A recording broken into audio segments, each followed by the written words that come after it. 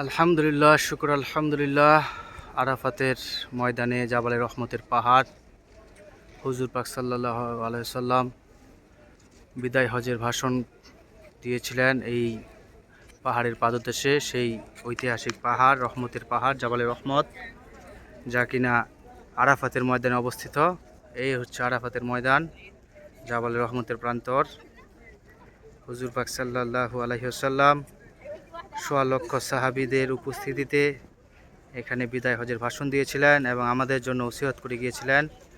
আমাদের জন্য উনি কুরআন এবং ওনার সুন্নাহ রেখে গিয়েছিলেন আমাদের পথ প্রদর্শক হিসেবে। আমরা যা আঁকড়ে ধরলে ইসলামের পথে থাকতে পারবো ইনশাআল্লাহ। এই সেই স্থান, যে স্থানে আমাদের আদি পিতা, আদি মাতা হজরত হাওয়া এবং হজরত আদম আলাইহিস সালাম একত্রিত হয়েছিলেন।